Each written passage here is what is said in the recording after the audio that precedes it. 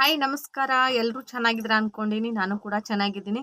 Title ತಮ್ಮೇಲೂ ನೋಡಿ ನಿಮಗೆ ಗೊತ್ತಾಗಿರಬೇಕು ಯಾವ ವಿಷಯದ ಬಗ್ಗೆ ಮಾತಾಡಕತ್ತಾರ ಅಂತ ಹೇಳಿ. ನಿನ್ನೆ ವಿಡಿಯೋಕ್ಕಂತೂ ತುಂಬಾನೇ ರೆಸ್ಪಾನ್ಸ್ ಕೊಟ್ಟಿದ್ದೀರಾ. ಎಲ್ಲರಿಗೂ ತುಂಬು ಹೃದಯದ ಧನ್ಯವಾದಗಳು. ಹಾಗೆಲ್ಲ ಯಾರೆಲ್ಲ ಹೊಸದಾಗಿ ಚಾನಲ್ಗೆ ವಿಸಿಟ್ ಕೊಟ್ಟಿದ್ದೀರಾ ಸಬ್ಸ್ಕ್ರೈಬ್ ಮಾಡ್ಕೊಂಡು ನೋಡಿ.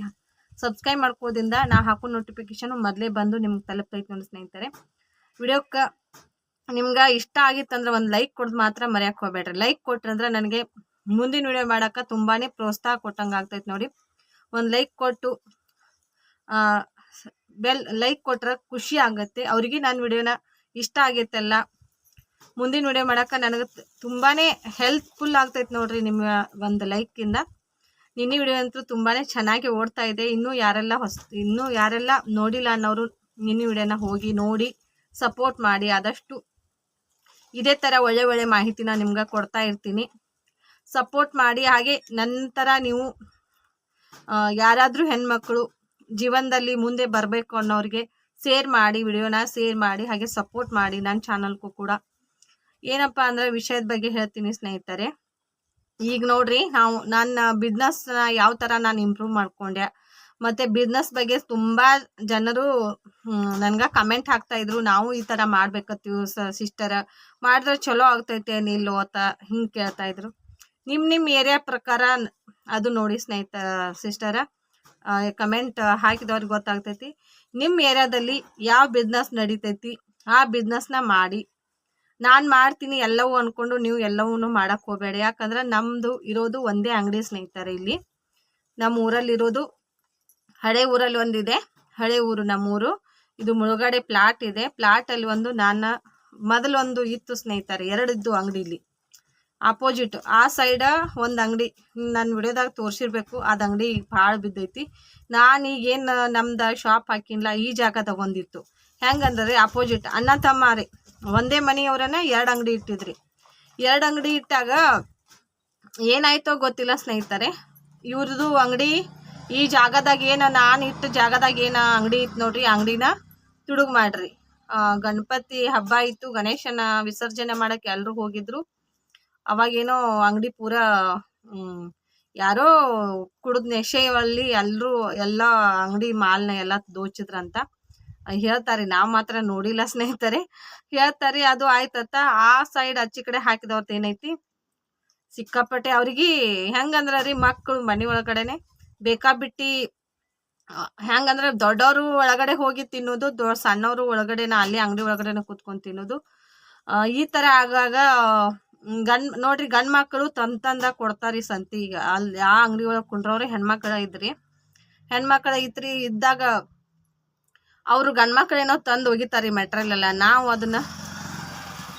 ನಾವೇನೈತಿ ಅದನ್ನ ಚೆನ್ನಾಗಿ ವ್ಯಾಪಾರ ಮಾಡಿ ಮತ್ತು ಅಮೌಂಟ್ನ ಗೋಳೆ ಮಾಡಿ ಕೊಟ್ಟಿವಂದ್ರೆ ನಮ್ಗೆ ಮತ್ತೊಂದು ಮಾಲ್ ತಂದು ಕೊಡ್ತಾರೆ.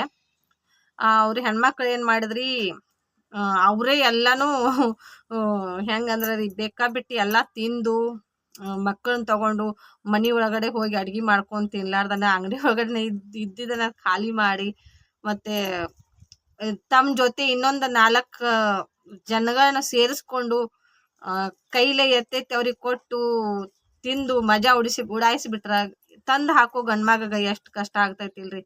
ಈಗ ರೀಸನ್ ಆಗಿ ನೋಡ್ರಿ, ನಮ್ಮ ಯಜಮಾನ್ರು ನನ್ನ ನಂಬಿ 1 ಲಕ್ಷ ರೂಪಾಯಿ ದೀಪಾವಳಿ ಹಬ್ಬದಾಗ ಮಾಲ್ ಹಾಕ್ಯಾರಿ. ಈಗ ಅವ್ರು ಇಲ್ಲ ರೀ ನಾ ಬೇಕಾಬಿಟ್ಟು ಎಲ್ಲವನ್ನೂ ಮನೆಗೆ ಹೋಗ್ಲಾರ್ದನ ಅಡುಗೆ ಮಾಡ್ಕೊಂಡು ತಿನ್ಲಾರ್ದನ್ನೇ ತಗೊಂಡು ಇಲ್ಲೇ ತಿನ್ಬೋದ್ರಿ. ಎಷ್ಟು ರೀ, ಸ್ವಲ್ಪ ತಿನ್ಬೋದ್ರಿ ಅಷ್ಟೇ.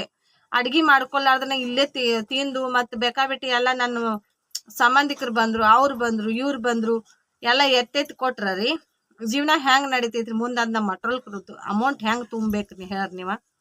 ಅದಕ್ಕೆ ಈ ಥರ ಮಾಡ್ರಿ, ಯಾವುದು ಬಿಸ್ನೆಸ್ ಸಕ್ಸಸ್ ಆಗಂಗಿಲ್ಲ ರೀ, ಲಾಸಲ್ಲಿ ಆಗುತ್ತೆ ಹೊತ್ತು. ಹೊಂಟ್ರಿ ಹೊಲಕ್ಕೆ ಲಾಸಾನೇ ಆಗತ್ತೆ ಹೊರತು ಲಾಭ ಅಂತೂ ಏನೂ ಆಗಂಗಿಲ್ಲ. ಗಂಟು ಕೂಡಂಗಿಲ್ಲ ಸ್ನೇಹಿತರೆ. ನಾವು ಹಾಕಿದವಂಥ ಅಮೌಂಟ್ ಕೂಡ ಕೂಡಂಗಿಲ್ಲ. ಈ ಥರ ಆಗ್ತಿರ್ತೈತಿ. ಅದಕ್ಕೆ ಹೆಣ್ಣು ಮಕ್ಕಳಿಗೆ ಜವಾಬ್ದಾರಿ ಅನ್ನೋದು ತುಂಬಾ ಮುಖ್ಯ. ಇದು ಒಂದೇ ಅಲ್ಲ ಸ್ನೇಹಿತರೆ, ಮನೆ ಒಳಗಡೆನೂ ಏನಾದರೂ ದಿನಸಿ ತಂದಿಟ್ರಂದ್ರೆ ಯಜಮಾನ್ರು ಅದನ್ನು ನೀಟಾಗಿ ಸ್ವಚ್ಛವಾಗಿ ಇಟ್ಟು ನಮ್ಗೆ ಎಷ್ಟು ಹತ್ತೈತಿ ಅಷ್ಟನ್ನು ತಗೊಂಡು ಅಡುಗೆ ಮಾಡಬೇಕು. ಐತೆ ಅಂತ ಸಿಕ್ಕಾಪಟ್ಟೆ ಖರ್ಚು ಮಾಡ್ರೆ ಮುಂದೆ ಮತ್ತೊಂದು ಟೈಮ್ದಾಗ ಇಲ್ದಂಗೆ ಆಗ್ಬಿಡ್ತೈತ್ರಿ. ಅವಾಗ ಏನು ಮಾಡಿದ್ರಿ? ಅದಕ್ಕೆ ನನಗಂತೂ ಮುಂದಾಲೋಚನೆ ಬಹಳ ಸ್ನೇಹಿತರೆ. ಯಾಕಂದ್ರೆ ನಮ್ಮ ತಾಯಿ ಕಲಿಸಿಕೊಟ್ಟ, ನಮ್ಮ ತಾಯಿಗಳು ನಮ್ಮ ಹೆತ್ತವ್ರು ಕಲಿಸಿಕೊಟ್ಟ ಪಾಠನೇ ನಾವು ಈಗ ಅದನ್ನ ಕಲ್ತಿದ್ದು ನೋಡ್ರಿ. ನಮ್ಮ ಮನ್ಯಾಗ ಹೆಂಗಿತ್ತು ಆ ಪರಿಸ್ಥಿತಿನ ನಾವು ಇಲ್ಲಿ ಕೂಡ ಐತಿ, ನಮ್ಮ ಸ್ವತಂತ್ರವಾಗಿ ಐತಿ, ನಮ್ಮ ಕೈ ತುಂಬ ಹಣ ಇದೆ, ಮನಿ ನಮ್ಮದೇ ಸ್ವತಂತ್ರವಾಗಿ ನಾವು ಏನು ಮಾಡಿ ತಿಂದ್ರು ಮೀರಿ ನಡಿತೈತಿ, ಎಷ್ಟು ಖರ್ಚು ಮಾಡ್ರು ನಡಿತೈತಿ ಅಂತ ಅನ್ನೋರು ಯಾವುದೇ ಒಂದು ಕಾರಣಕ್ಕೂ ಮುಂದೆ ಬರಕ್ಕೆ ಸಾಧ್ಯ ಇಲ್ಲ ಸ್ನೇಹಿತರೆ. ನಮ್ಮ ತಾಯಿ ನೋಡ್ರಿ ಈಗ ಎಷ್ಟು ವಯಸ್ಸಾಗಿದೆ ಅಂದರೂ ಕೂಡ ತಾನ ದುಡ್ದಂಥ ದುಡ್ಡನ್ನ ತೊಗೊಂಡು ತಿಂತಾರೆ ಹೊರತು ಬೇರೆಯವ್ರ ಹತ್ರ 1 ರೂಪಾಯಿನೂ ಕೈ ಚಾಚಂಗಿಲ್ಲ. ಅವರು ಕಲಿಸ್ಕೊಟ್ಟ ಪಾಠನೇ ನೋಡಿ ನಮ್ಗೆ ಇದು ಜೀವನಕ್ಕೆ. ಹೆತ್ತವಳು ಕಲಿಸ್ಕೊಟ್ಟ 3 ವರ್ಷದ ಬುದ್ಧಿ 100 ವರ್ಷ ತನಕ ಇರ್ತೈತೆ ಅಂತಾರಲ್ಲ, ತಾಯಿ ಕಲಿಸ್ಕೊಟ್ಟ ಪಾಠನೇ ಮಗಳಿಗೆ. ತಾಯಿಯಂತೆ ಮಗಳು ನೂಲಿನಂತೆ ಸೀರೆ ಅನ್ನೋ ಗಾದೆ ಇದಕ್ಕೆ. ನೂಲಿನಂತೆ ಸೀರೆ ತಾಯಿಯಂತೆ ಮಗಳು. ನಾನೊಬ್ಬಳೇ ಅಲ್ಲ ಸ್ನೇಹಿತರೆ, ಎಲ್ಲರೂ ಹಾಗೆ ಇದ್ದೀವಿ. ನಾವು 5 ಜನ ಕೂಡ ಹಾಗೆ ಇದ್ದೀವಿ. ನೀವು ಅನ್ಬೋದು, ನೀವು ನಿಮ್ಮ ತಾಯಿ ಬಗ್ಗೆ ಈ ಥರ ಹೊಗಳ್ತಾ ಇದ್ರಲ್ಲ, ನೀವು ಒಬ್ರು ಇರ್ಬೋದು, ಬೇರೆದವರೆಲ್ಲ ಹಂಗಂತ. ಬೇರೆಯವ್ರ ಬಗ್ಗೆ ನಾನು ಜಾಸ್ತಿ ಹಂಗಿಲ್ಲ, ಯಾಕಂದ್ರೆ ನನ್ನ ಥರನೇ ಅವರು ಇರ್ಬೋದು ಅಂತ ಅನ್ಕೋತೀನಿ ಸ್ನೇಹಿತರೆ. ತಾಯಿಯಂತೆ ಮಗಳು ನೂಲಿನಂತೆ ಸೀರೆ ಅನ್ನೋದು ಅದಕ್ಕೋಸ್ಕರ ನೋಡಿ. ಬಿಸ್ನೆಸ್ ಬಗ್ಗೆ ಹೇಳ್ಬೇಕಂದ್ರೆ ರೀ, ನಮ್ಮ ಏರಿಯಾದಾಗ ಯಾವ್ದು ವ್ಯಾಪಾರ ನಡೀತಿರ್ತೈತಿ ಅದನ್ನ ಬಿಸ್ನೆಸ್ ಮಾಡಬೇಕು. ಮತ್ತು